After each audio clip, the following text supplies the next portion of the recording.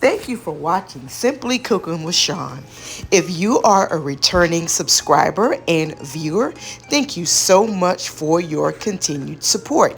If you're new here and you love food-related content, you're in the right place. So like, share, and subscribe. And when you do, click that notification bell so you're notified every time I post a new video. In today's video, I will be preparing squash casserole, baked chicken with lentils and rice.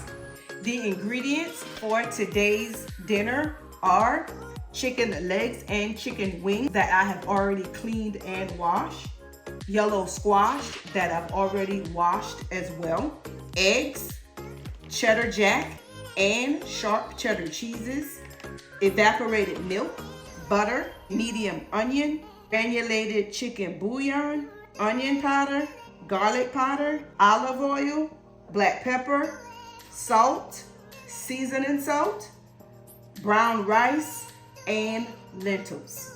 The first thing that I'm going to do is get the chicken that I've already cleaned and washed into the pan here, get it seasoned, covered, and into the oven that I already have preheated to 400 degrees.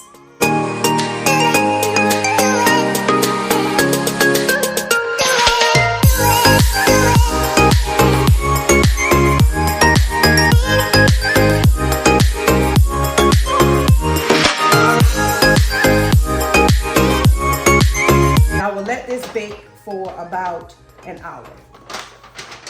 Now I'll get the squash cut up. So I'm just going to cut the tip off and I'll just slice them up. And I'm using about 6 medium-sized squash. I'm not chopping them really thin, but I am not chopping them really thick either. Of course, you feel free to chop them up in your desired dimensions. You can cut them in chunks if you want, but I just prefer to slice them because I am going to pre-cook them before I mix the casserole up.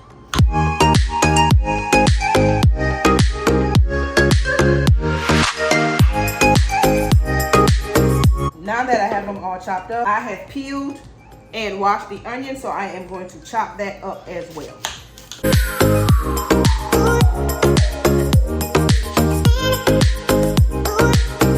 So the next thing that I am going to do is to get my pan heated at the stove. And I have my pan heated up. And I'm just going to spray it with cooking spray. And I'll just add the squash and onions into the pan. Now I'm going to put the top on it and allow it to steam. And while this is steaming, I am going to put the rice and lentils into the pot and get that going. I have brown rice, granulated chicken bouillon, olive oil, garlic powder, onion powder, black pepper, and of course the lentils. So the first thing that I'm going to do is get the rice into the pot. And I do not measure my rice because there's a hack that I use to make sure that I don't put too much water in. I tried one time to measure it out just to see how much water it would be. And based on the package, the amount of water that it calls for, to me, is just way too much water. So I just use a hack. I'll show you how to do it as we go along the process here. So I'm just going to pour my rice into the pot. And I'm just eyeballing it. That may be about 1.5 cups. And then to that, I'm just going to add the lentils in. And for the lentils, it's probably about 2 tablespoons of lentils that I've added to about 1.5 cups of rice, roughly. And so now I will wash this.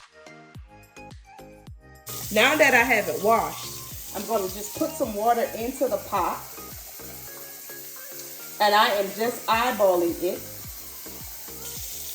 And now that I've got the water in, I'll just put it on the flat surface of the counter. And I'll show you, as I mentioned earlier, I do not measure. Instead, I use a hack, and that is my finger. For white rice, when I insert my finger into the pot and let it gently rest on top of the rice, I like for it to come at the first line here. And for brown rice, I like it to come between the two lines of my finger, so right around here. So I will show you how I do this. Just insert my finger into the pot, let it rest right on the top of the rice. And as you probably can see, my finger is resting right on top of the rice. And I can see the first line is under the water.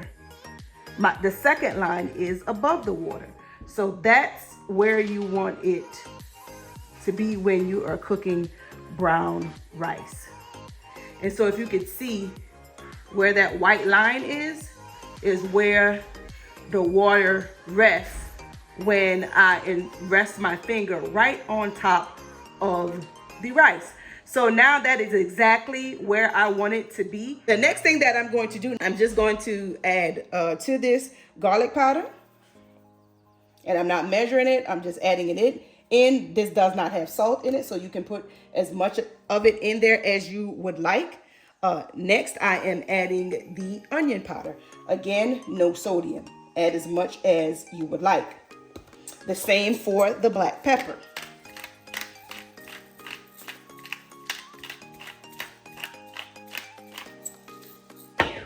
Next, I'll add the granulated chicken bouillon.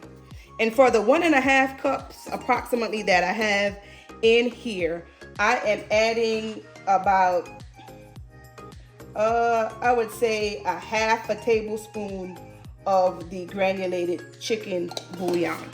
And this is just to give it flavor. You do not have to add any of these seasonings to your rice, but I like to flavor my rice, and therefore I add these ingredients. The next thing that I'm going to add is the olive oil. And for this, it's just a capful and a half, or a little more, give or take, that I have added to the pot here. Next, I'm going to take the spoon and I'm just going to stir all of these ingredients all together with the rice and the lentils in the pot. Now I will place this in the base of the rice cooker. Put the top down, turn it on, press the brown rice setting, and just let it go. Now that the rice is going, I am back at the stove to check on the squash to see how it is steaming. So I'm just going to give it a stir.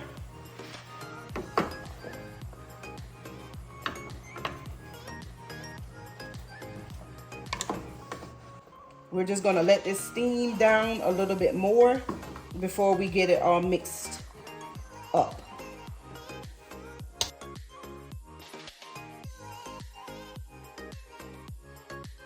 Let's check on the squash again. It's starting to get a little limp, and that's what you want to see. I'm going to let this steam for probably an additional 5 more minutes, and then I will place a colander in the sink to drain off the excess liquid that you see over there to the right of the pot. Squash, when you cook it, it releases a lot of liquid, and so I want to make sure that I drain that off. After letting it steam for an additional few minutes, I am going to turn the flame off. And that's what it looks like after it has steamed. So as I mentioned, I am going to take it over to the sink and pour it into a colander to get this excess liquid drained off of it.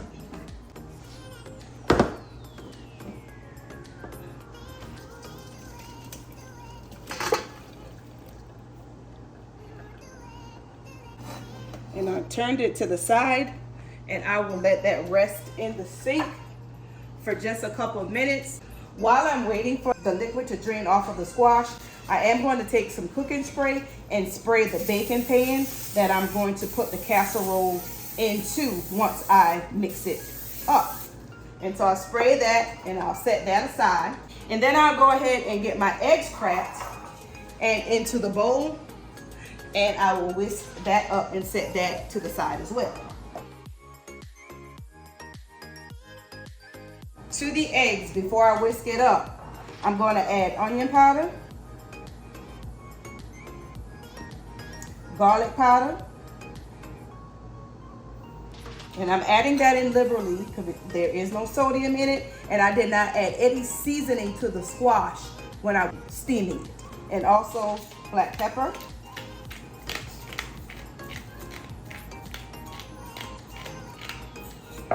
and salt. Whisk that up, and I'll set that to the side as well. I'm going to grab the colander from the sink with the squash in it, and I'm going to pour that into the bowl here. Again, this is about 6 medium squash that I have in the bowl. So to the squash now, I'm just going to drop a stick of butter, and that's a half of a stick, and this is the second half of a stick, for 1 stick total. And I'm just going to let that melt in there. I'm going to just chop it up a little bit and let it melt down.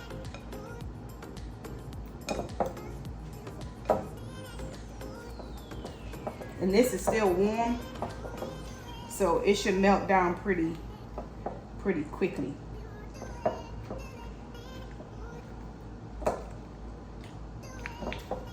So as that is melting down, I'm going to sprinkle in a little more onion powder and garlic powder. And you put as much of that in as you desire to, or use none if you don't want to. Also black pepper, and just a little bit more salt. I'll give that just a little gentle stir around in there. I have my 2 cheeses here, so I'm going to add those in along with the 4 eggs that I've whisked. And then I have the evaporated milk, and I'll probably use about a half of this 12-ounce can. I'm going to go ahead and pour that in. And to that, I am going to add the eggs that I've whisked together and just stir this up. It's really easy to put together. So now that I've got the eggs and everything else in here, the only thing that's left is to add the cheese. And I am going to add the entire packages in. This is a 7-ounce package. This one is an 8-ounce bag that I am adding into the bowl. Now I will just incorporate that in. And as you see, when you add the cheese in it, it's going to be a tad bit harder to stir, and that's because the cheese is thickening the mixture up. So this is a great substitute for mac and cheese. So instead of using the noodles, you just use the squash in the place of the noodles. And I find that when I utilize the squash instead of the noodles, you really don't miss the noodles, in my opinion. All right, so this is well mixed together. So I am going to pour it into the pan here that I have sprayed with cooking spray.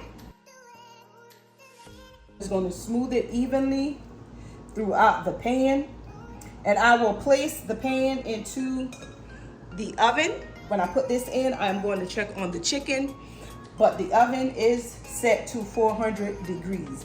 So I'm going to put this in and let it bake uncovered for 45 minutes to an hour. I'm going to pull the chicken out. See how that's looking. All right, that's coming along pretty good.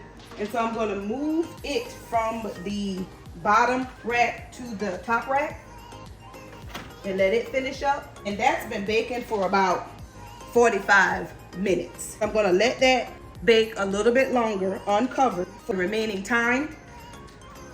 And so I'll put the casserole on the bottom rack and push that in. We'll come back and check on everything. Okay, our rice is counting down. It has 9 more minutes before it's going to be ready. So I am going to check on the chicken and the casserole to see how it is coming along. All right, I'm gonna first pull the chicken out. I know that that is ready to go, and it is nice and brown on the top. So what I am going to do is just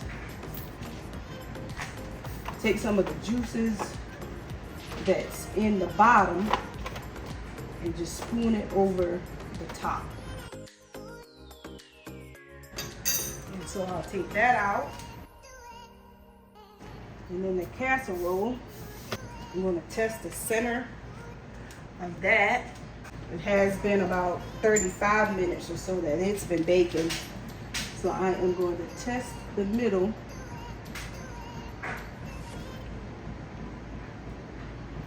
The edges I know are done because it's pulling away from the sides of the pan easily, which is what you want to see. I'm just going to let it bake for another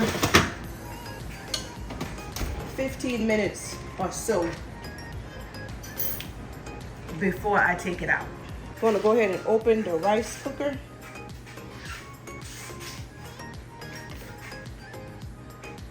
That is what the rice looks like when it's all done. I'll stir it up. And the rice cooker, it cooks rice really well. I encourage you, if you don't have one, whether it's one that you use on top of the stove or an electric one, it's a great gadget to have because there's no waste when you use a rice cooker because there is no crust from cooking the rice. And I am stirring all the way down to the bottom, bringing it up. And that's what our rice is looking like. So we'll give our casserole just a few more minutes, maybe about another 7 minutes or so, and that should be ready as well. Okay, I think the casserole is ready, so I'm gonna go ahead and check on that. And it is looking pretty good. I think that that is ready to come out. Now, if you didn't know that that was squash casserole, you would think that it was macaroni and cheese, and it's an excellent substitute, a healthier version.